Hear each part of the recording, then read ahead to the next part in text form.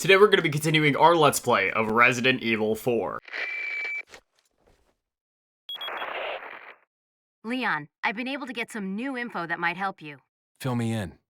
Apparently, there's a religious cult group involved. They're called the Los Illuminados. Los Illuminados. That's a mouthful. Anyway, I had an unexpected run-in with the big cheese of this village. But you're okay, right? Yeah, but he could have killed me, but he let me live. And he mentioned something about me carrying the same blood as them. Whatever that means. Carry the same blood. Huh. Interesting. Anyway, there are more important things than solving riddles right now. You're right. Hurry and find that church, Leon. I can tell you what it means. Has something to do with the Eggies. Now, it's surprising how many Let's Plays I watched in the past, and people didn't seem to know this, or they didn't interact with it. But if you go back into this room that we just came from, where, you know, the big cheese walked back into, it'll play another cutscene. So we'll go ahead and watch that now.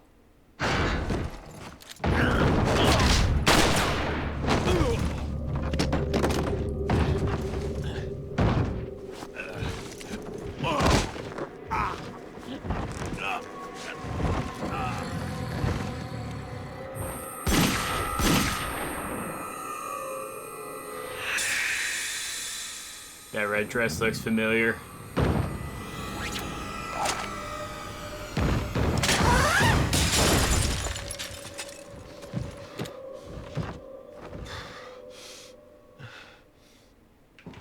Again, I won't be dropping too many spoilers just in case there's people out there that haven't played this game before, because a couple of years ago that would have been crazy to me, but nowadays, since there's a, you know, younger generation of gamers now, which just makes you feel so old having to even say it like that, but I mean, it's true.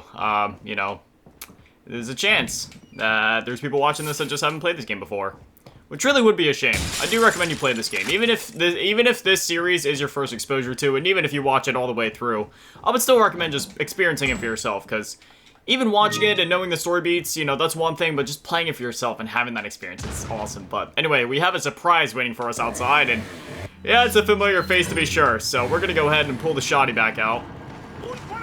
Now, the thing with the chainsaw guy is, obviously, you know, for most of these enemies, they can hit you a few times, it's whatever, but the chainsaw guy, he gets his hands on you even once, you're done for. So you want to be careful, go ahead and use an incendiary grenade real quick, just kind of light him up, make a bit of a barbecue out of him.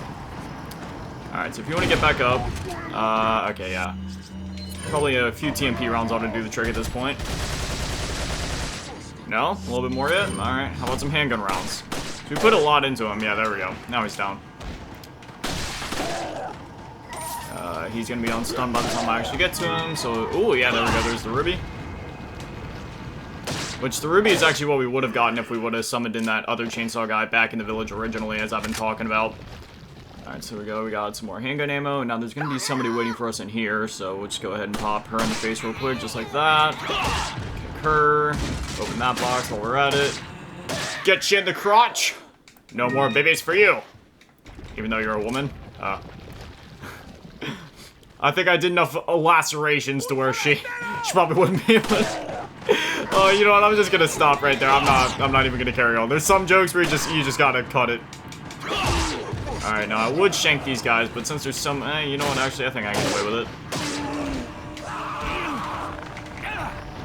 Yeah, I know. I should have just shot him. Oh well. That's what we got the fishies for. Move. Yeah, with those throwing axes that they, well, throw, sometimes you can shoot it out of the air, but other times your best bet is really just to move. So, go and pick up the monies. Shoot that out of his hand. And one more shot will do the trick. Yep, just like that. Now we can, oh. Thank you for the ammo. Now we can remove this. And this place will definitely look familiar. What's this? The village? Yes, we have returned. Thankfully, though, this visit shouldn't be anywhere near as deadly as before, so yeah, they kind of charge you right off the bat. Dang it. There we go. Get you in the face. Get you in the face. Yeah, you in the face. I can do face shots all day, baby. Oh, that sounds disgusting. Not like that, you perverts. Unless, no, I'm just kidding.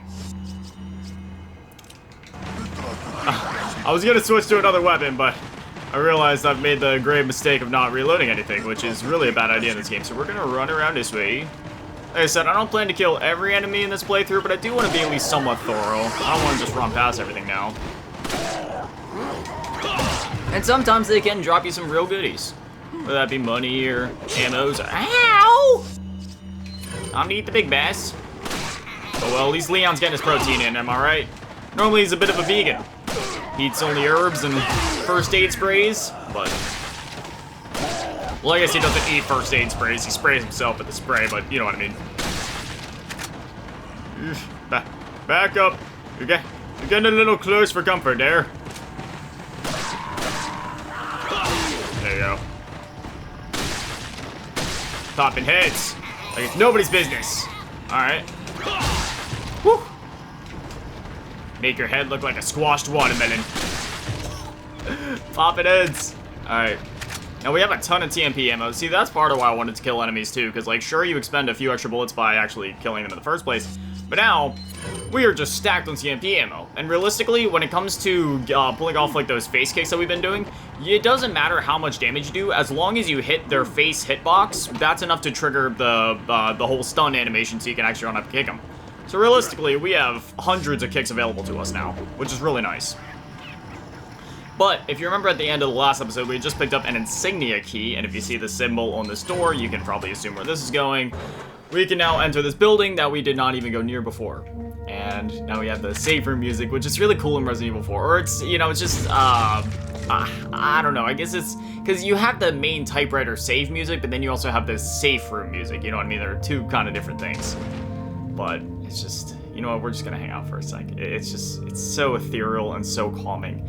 And this is one of those tracks where even when I played this game for the first time at 7 years old, I was just immediately touched by both the typewriter music and this, where, you know, you enter and you just immediately feel safe. It's just amazing how music has that kind of effect to where even at such a young age, I knew I was just like, you know, like that music was magical. Like I knew I was safe. It's really nice. But anyway, it's worth shooting down these lamps sometimes. Some of them can have treasures inside of it, like that one there where it'll drop you a spinel, but not all of them do, so you just kind of have to know which ones are actually worth shooting down.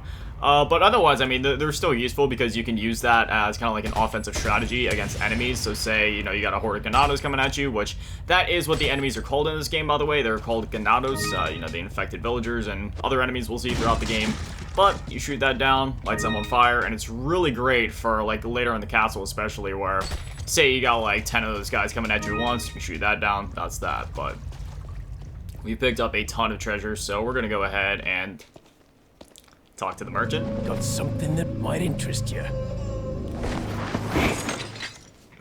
Nice.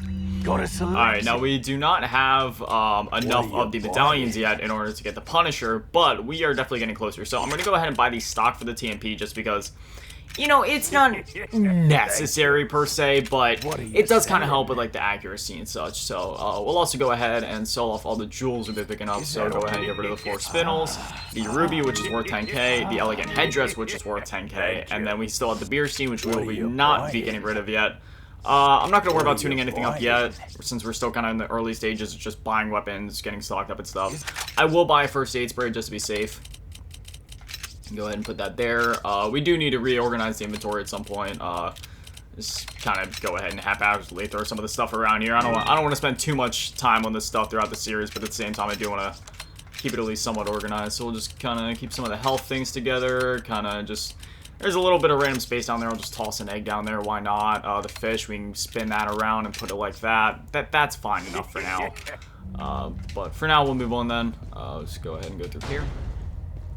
Another thing worth noting is that when you max out all the upgrades in this game for your weapons, you can get exclusive abilities, whether that be increasing critical chance, so you know you're more likely to like pop heads, for example, or hold more ammo, or do more damage, just stuff like that. So that's pretty cool. But for now, we got another medallion up here, so we'll go ahead and... Actually, while I'm thinking of it, we actually should go ahead and combine that. There's also another... Yeah, see, now you see how it's like much more stable now as I aim, like... but anyway, as I was saying before, it literally only takes one tap of the TMP and you can still trigger that animation, and you can run up and do the same thing we were doing before. Definitely still want to try to conserve ammo as much as possible. Now, Later in the game, yeah, sure, ammo is less of a concern just because there's so much of it since there's so many enemies that the game throws at you, but at the same time, it's still a Resident Evil game, so you should always be careful, at least to some extent. So there we go, the music has died down, which means that there are no more enemies in the vicinity. Go ahead and loot up a little bit. Shoot that crate. Got some more ammo up there. But, what was I saying before? Yeah, the Red 9 has a stock on it, which we'll definitely be getting that. For that weapon, I feel it's not as necessary, but at the same time, since it is the most powerful handgun in the game, there is going to be plenty of times where it would be advantageous, whether you're trying to save on rifle ammo or just maybe there's some enemies at a distance, to where, you know, having that increased accuracy at a longer range could be beneficial. So, again, we'll definitely be getting that. Up here's the church where they're keeping Ashley. Which that's not a spoiler, by the way. They've literally been talking about that in the radios, obviously, if you've been paying attention to the dialogue, so. Okay, we're gonna run away for a sec, actually. Reload. It sounds like he took out the other guy. Yeah, he took out the other guy. Dummy. Killed your own friend. And now you, met your own demise. So there's another blue medallion up here, as I'm sure you guys have seen, so we're gonna go ahead and... Oh, wait, where is it? I just saw it sparkling. Yeah, oh, there it is. It's on the other side of the wall. Just go ahead and come over here, and boom. So now we have the Punisher. Again, I could get the other 5 medallions to get an upgrade, but I just care about getting the Punisher so we can sell it and get some extra money. So, yeah, this won't open. There's a round hole. Maybe something fits here. Hunnigan, it's Leon. The door's locked. I can't get in. Didn't they teach you how to pick locks at the academy? Yeah. There's some sort of indentation, like something might fit inside. Well, there's no use standing around. Leon, you have to find some way or something to get inside. Okay, so, yeah, now we gotta go find a way to get inside, which, conveniently enough, there's still a way to get inside. I was just looking at the face cam, and I realized that I had it pointed just a little bit too far this way, so I just moved it back and down a little bit, so hopefully I'm a bit better in the frame there. I apologize for that, but anyway, ooh.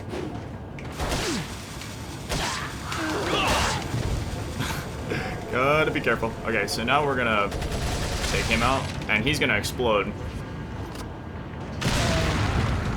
Which will take her out too. Lovely. So, now we can run back here, and basically the cheat sheet for this one is 3, 3, 3, 4, 4, 4, and 3. So 3, 3, and 3, and then 4, 4, and then 4, and then finally 3. And there it is. We got the green cat's eye, which that's one of those combinable jewels, so we'll be holding on to that for a little while. So there's that. That's obviously not a mandatory jewel or thing that you have to obtain or key or anything like that. That's just, you know, a treasure you can get. I remember the first time I played this game, I was like, how am I supposed to unlock this thing? Because again, I was like 3 years old, so I was just sitting there all confused, like, I can't figure this out. But after playing this game so many times, I just kind of memorized the pattern. The snake! He still got me. You gotta watch out for that sometimes. Snakes will jump out at you. Closure of the church. Yeah, there's just... You can pause and read through that stuff if you want, but again, we're not gonna be stopping reading every single note, because that would add a lot of time to the playthrough. But if you do end up playing this game, I would recommend reading through those. Me personally, the one playthrough I did a couple years ago, I made an effort to go through and just read every single note in the game, and I'm so glad I did. There's a lot of, like, you know, story bits and lore in there, which is really cool. Nothing that's, like, necessarily critical to understanding the story as a whole, but it definitely helps you to understand some of the characters' motives and just, like, who they are and what they're up to. So we have some flash grenades right here. And the reason that flash grenades are so useful, or one of the things that makes them so useful, is the fact that you see these crows right here. So if you just toss a flash, we get a ton of treasures. And when I say a ton, I literally mean a ton, because now we get to go on a spree of just spamming the buttons. And we got our flash grenade back. Obviously, it's not the same flash grenade, because we just used ours, but, you know, like, they dropped one for us. So, yeah, we just picked up a decent bit of cash right there, which is very nice. You can also run inside of these huts and loot this up. Now, we, never mind, I'm not gonna say anything, but, well, if you listen very closely, you could probably hear some grumblings, and, again, I don't want to say too much, I don't want to spoil anything now, but, something tells me we may be back here soon. I mean, considering the fact that we're going this way to pick up a key to run back, I feel like people probably could have figured that out on their own, but, oh, what are these two doors over here? It looks like the gate's securely shut. Wait, I can hear something growling on the other side. very mysterious, very curious. But now we go ahead, break these open, incendiary grenade, and now we're gonna go this way. Hello. Ah, yes. The next Indiana Jones section. Cannot wait. Got another thing down here. Shankule. Literally. You guys ready? I've been in this situation before. Run, Leon!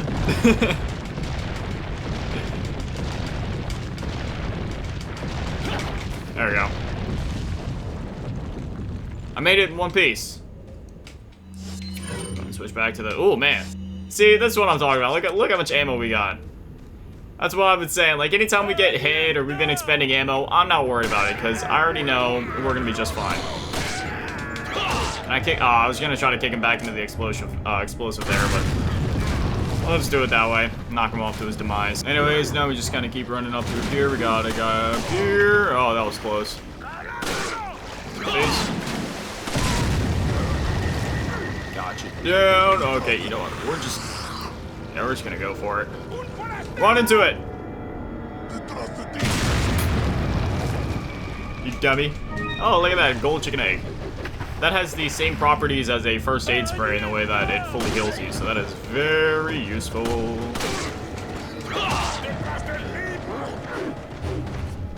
ahead and knife this. Snake! Ow! I fall for it every time. Yeah, that's my fault. I should have made sure I was reloaded. I've been having a thing. My English is failing me. I was trying to say like 5 different sentences at once. Okay, so first sentence, I've been doing a bad job of making sure I'm actually reloaded in this playthrough. Second, thankfully you can actually upgrade your magazine size at the merchant, so that won't be a problem for too long. Come on, get him, get him. I think now would be a good time to eat the last bass that we have, which, look at that. We had 4 free heals to get us through, so. Yeah, always go fishing when you get the chance. There we go. Snake. Take out the snake. The snakes and passive mobs in this game don't really give you. Well, actually, no, that's a lie. Some of them do give you stuff like chickens with the eggs and all that, but. The snakes don't drop you anything. I just take them out to get revenge. Alright, we got him down. And with that. Alright. We're free to move on. Now. Something's feeling a little bit ominous. Or ominous? Ominous. Eh. My English. Not doing very good. Alright, now another missable cutscene is actually right up this way. So normally, you know, you'd run down that way and just kind of continue onwards, but we're gonna run up here. There's also another Easter egg we could kind of trigger, but I'm not gonna do it because I want to get through this game deathless, so. If you know, you know.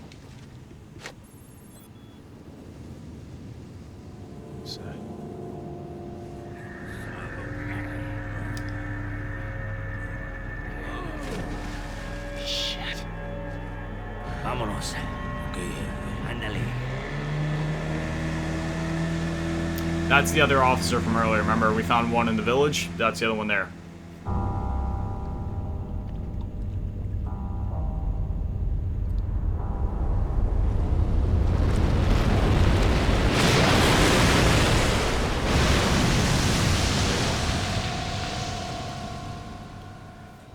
Our boy got gobbled up.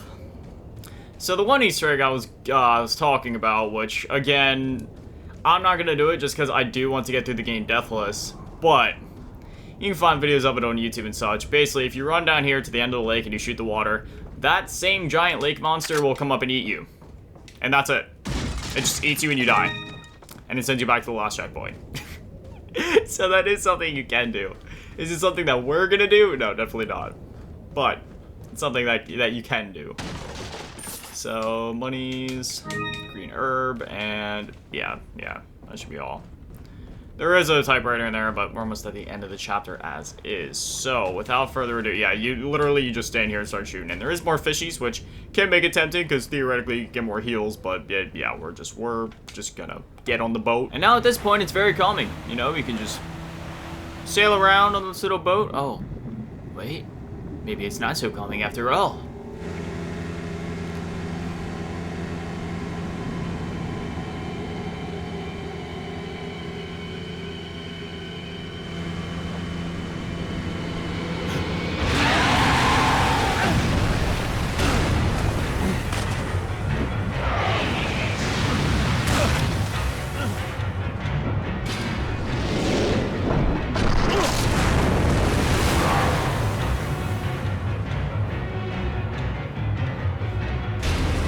Ladies and gentlemen, we are in for the boat ride of the century. So, yeah. This is, technically, I guess, the first real boss fight in the game. Sure, you could kind of count the chainsaw guys like a mini boss of sorts, but when it comes to, like, boss fights, and, like, the ones that you would think of in Resident Evil 4, this is the first real one, technically. So he'll do this thing where he goes down, and then he'll come up and try to eat your face off, and basically, you just want to avoid all the debris in the water and such, and yeah, you know, that's just kind of how it goes. Oh, no, I messed up. We're gonna fall off the boat. Oh, no, we're not. Okay. See? I know what I'm doing. And then this will happen from time to time where he'll go under, and it's just like, where'd he go? And you gotta kind of look around for him.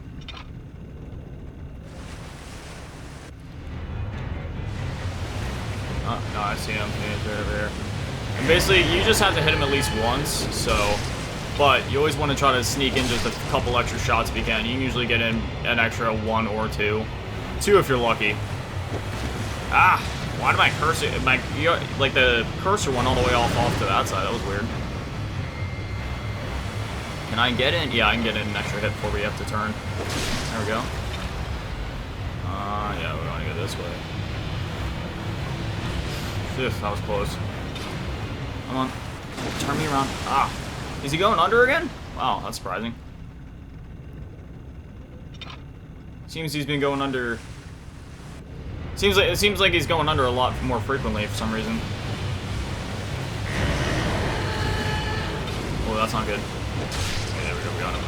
Extra one, real quick. There we go. You can usually sneak it in right on the edge of his tail like that. Go ahead and get him again, and then veer off to this way. There we go. Yeah, now we got a clear shot to hit him a few times. Come on. Ah, I missed him though. Get him again. Oh, no. There we go, got him again. Now he's going under. Like I said, he's doing this a lot more frequently than usual. Usually in my normal playthroughs, he doesn't go under this often. Oh, there he is, I see him. I missed him. There it is.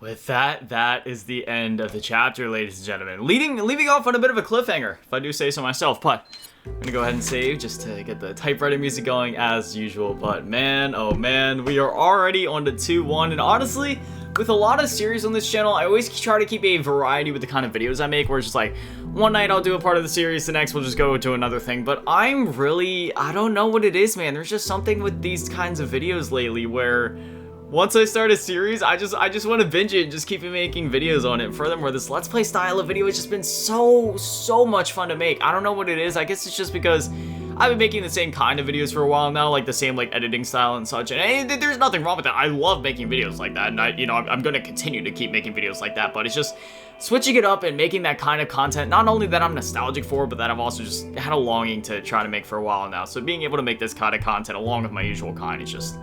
it's really refreshing. It's really nice, and I'm just having a lot of fun, and I feel like I'm gradually getting better at this kind of content too. When I started out with my Black Ops Let's Play series, it was a little rocky with my commentary, but it's something starting to feel a bit more natural. I'm starting to kind of learn the flow of things here, and yeah, I'm having a lot of fun. But anyway, I'll go ahead and save before I forget here. But anyways, yeah, I'm having a lot of fun so far, and I hope you guys are as well. And honestly, I think I might just keep binging these videos until we get through the game, because I'm having a lot of fun with this. Also, by the time you guys are seeing this video, I am going to make a playlist for this Let's Play, so you guys can actually, like, you know, go back and watch the series in order if, you know, you say you end up finding the series a bit later on for one reason or another, which, you know, that happens all the time on YouTube. So, you know, if you want to watch the series from the beginning, just go to the playlist, and then, yeah, you can just, you know, watch it in order there. But anyway, as always, massive shout out, thank you to all the Patrons and channel members, thank you to all the low baller tier, and big shout out, thank you to all the big baller tier, my last game of dedicated the bitch that's on D2 round events, some cheese go. Thank you guys so much, you guys are literal legends. I love you. Thank you guys for watching. Have an amazing day. So beautiful. I love you all. Peace.